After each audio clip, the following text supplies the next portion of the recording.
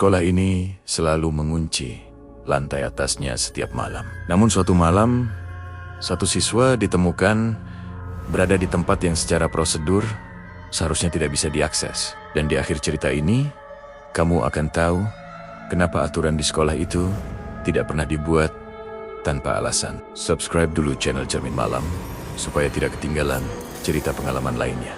Sekolah Islam ini dibangun puluhan tahun yang lalu. Bangunannya megah, memiliki 3 lantai, lorong-lorong panjang, dan sistem pengamanan yang terbilang cukup ketat. Salah satu aturan yang paling menonjol adalah beberapa akses ke lantai atas selalu dikunci, terutama di luar jam belajar.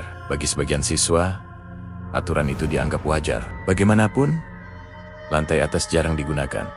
Jadi untuk apa dibuka sepanjang waktu? Tapi bagi sebagian yang lain, aturan itu justru memicu rasa penasaran. Apa yang sebenarnya ada di sana? Kenapa aksesnya begitu dibatasi? Rasa penasaran itu makin terasa saat beberapa kegiatan ekstrakurikuler mengadakan acara menginap bersama di sekolah. Sebelum acara dimulai, pihak sekolah memberikan arahan yang sangat jelas dan tegas. Seluruh aktivitas cukup dilakukan di lantai 1. Lantai atas tidak digunakan. Hanya itu, tidak ada penjelasan panjang lebar mengenai alasannya. Aturan itu hanya disampaikan untuk dipatuhi, bukan untuk dipertanyakan. Malam pertama berlangsung normal. Para siswa berkumpul di aula lantai 1, mengikuti kegiatan dengan semangat. Hingga salah satu peserta mulai menganggap larangan tersebut sedikit berlebihan. Ia merasa sekolah terlalu protektif.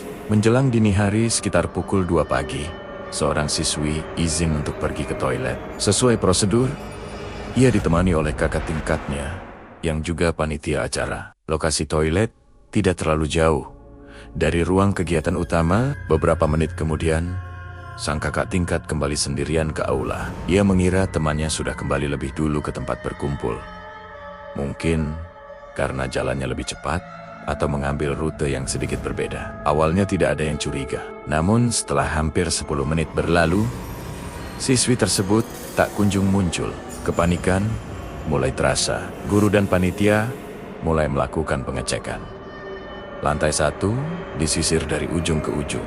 Nama siswi tersebut dipanggil berulang kali. Suaranya menggema di lorong yang sepi.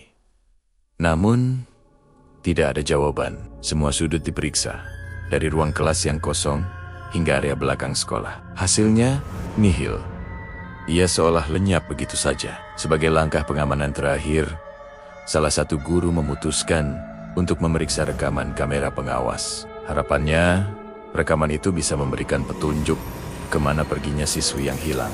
Di layar monitor, terlihat jelas rekaman saat kakak tingkat berjalan kembali sendirian menuju aula. Tidak ada yang aneh. Rekaman tersebut tidak menunjukkan hal mencurigakan apapun di sepanjang lorong. Namun, ada satu kejanggalan. Jeda waktu antara saat mereka pergi ke toilet dan saat kakak tingkat itu kembali terasa tidak sinkron dengan kesaksian yang ada. Rasanya terlalu singkat, seolah ada beberapa menit yang hilang dari rekaman. Hal yang lebih membingungkan muncul saat rekaman dari kamera pengawas di lantai atas diputar. Padahal area itu seharusnya kosong dan terkunci. Di salah satu monitor terlihat sebuah sosok. Siswi yang dicari ternyata berada di sana. Ia terekam sedang berdiri sendirian di tengah aula lantai 3 yang gelap. Ini benar-benar tidak masuk akal. Semua akses menuju area tersebut, baik tangga maupun pintu darurat, tercatat terkunci rapat sejak awal malam. Tidak ada cara bagi siapapun untuk bisa sampai ke sana tanpa kunci khusus. Kalau rekaman keamanan menunjukkan sesuatu yang tidak sesuai prosedur, menurutmu itu kesalahan sistem atau ada faktor lain yang terlewat? Dengan izin khusus dari kepala sekolah, beberapa guru akhirnya membuka akses ke lantai atas. Begitu pintu dibuka, suasana lorong terasa sangat berbeda. Udaranya lebih dingin, lebih pengap, dan sunyi senyap. Terasa jelas kalau area ini sudah sangat lama tidak digunakan.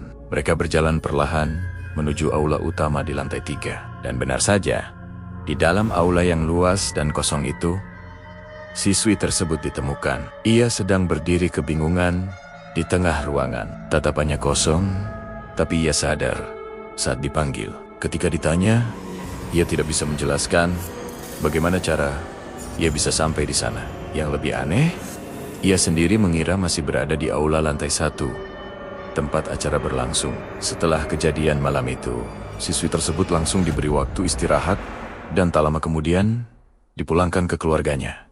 Secara fisik, tidak ada cedera serius yang ia alami. Namun, pengalaman itu cukup membekas secara emosional. Ia menjadi lebih pendiam dari biasanya, lebih berhati-hati dalam setiap langkahnya. Beberapa bulan kemudian, keluarganya memutuskan agar ia pindah sekolah. Mungkin untuk memulai suasana baru, meninggalkan kenangan yang kurang menyenangkan di tempat lama. Pihak sekolah kemudian melakukan evaluasi menyeluruh terhadap kebijakan kegiatan malam. Sejak saat itu, tidak ada lagi acara menginap yang diizinkan untuk diadakan di dalam bangunan sekolah.